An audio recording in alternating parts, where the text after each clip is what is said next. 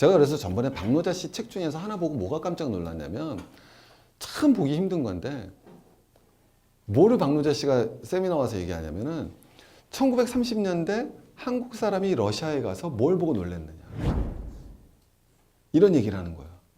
1930년에 한국인이 1930년 소련을 갔습니다.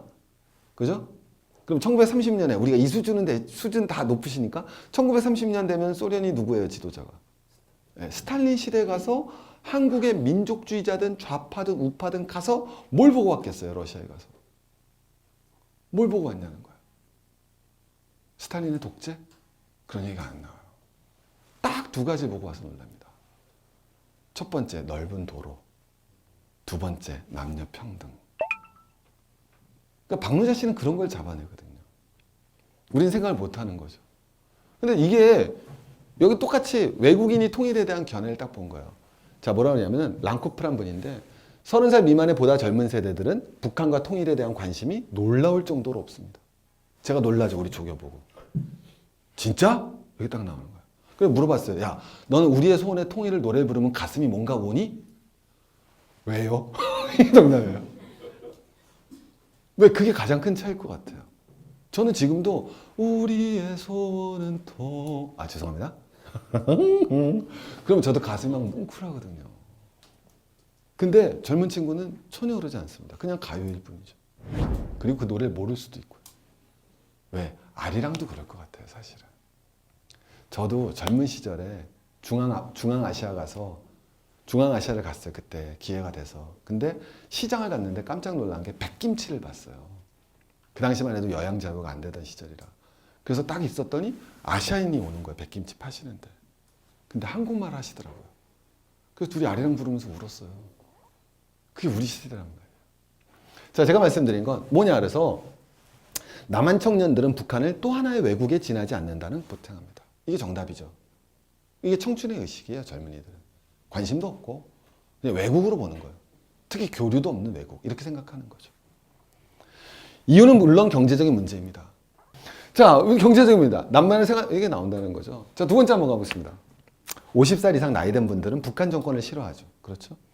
그러나 같은 민족이기 때문에 통일해야 된다. 이게 아마 그분들을 갖다 바라보는 관점일 겁니다. 자, 외국인이 너무 정확하게 봤어요. 중년 세대는 아주 다릅니다. 저겠죠. 부정하고 싶지만. 자, 뭐라고 표현합니까? 그들은 80년대 민주화 운동에 영향을 받아서 북한에 대해서 훨씬 긍정적입니다. 그 다음에 1980년대 남한에서 민주화 운동을 하던 학생들 중에 적지 않은 수가 북한의 선전을 믿었고 공산주의 북한 체제에 대한 환상을 갖기도 했습니다. 저 아니에요. 전 위에 것만 통일됩니다. 저는 사람을 NL이라고 그러죠. 저는 NL 출신이 아닙니다. 어쨌든 이렇게 정확히 본다. 아마 저게 굉장히 전 객관적으로 맞을 것 같습니다. 자, 이제 정리가 됐습니다. 우리는 알죠? 젊은 세대들이 바라보는 통일에 대한 견해와 그 다음에 우리 중년, 우리 어른이라고 그러면 되겠죠. 어쩌다 어른이 된 사람들이 바라보는 통일과 북한에 대한 관점과 우리 어른 세대보다 더 윗세대들이 바라보는 북한과 통일에 대한 관점은 명확히 다르다는 걸 알고 있습니다. 자, 그런데 어쨌든 재밌는 건 어른과 어른 윗세대에 비해서 젊은 세대가 훨씬 다른 거죠.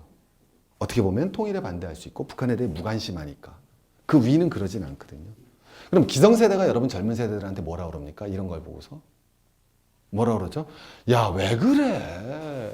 통일이 얼마나 중요한데 라고 얘기를 합니다. 같은 민족이잖아 라고 얘기하죠. 제가 이렇게 얘기하면 너무 도발적인 얘기라 여러분 인터넷에 올려서 막 뭐 할지 모르겠지만 선생님, 우리가 북한하고 같은 민족입니까? 굉장히 깜짝 놀라죠. 자, 우리 더 깊은 얘기도 갈 수 있습니다. 민족이 영어로 번역하면 뭡니까? 왜 그러세요, 중학생처럼 갑자기? 민족주의 영어로 뭡니까? 내셔널리즘이죠. 국가주의 뭘까요?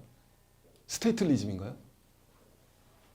국가민족을 어떻게 정의할 거냐부터 쉽지가 않죠. 자, 이제 한번 가볼게요.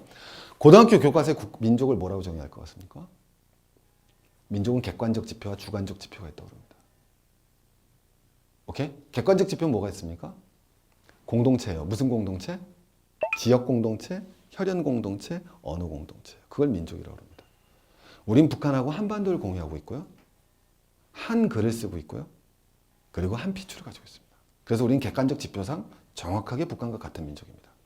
근데 윤리교과서는 그것에서 끝내지 않습니다. 그러나 그거보다 더 중요한 것은 민족이 형성되기 위해서는 뭐가 필요하다? 주관적 지표가 필요하다고 합니다. 그게 뭐겠습니까? 아이덴티피케이션, 민족 정체성입니다. 민족 정체성은 같다라고 생각하는 거예요. 여러분, 한반도에 한민족의 민족주의가 형성된 게 언제부터입니까?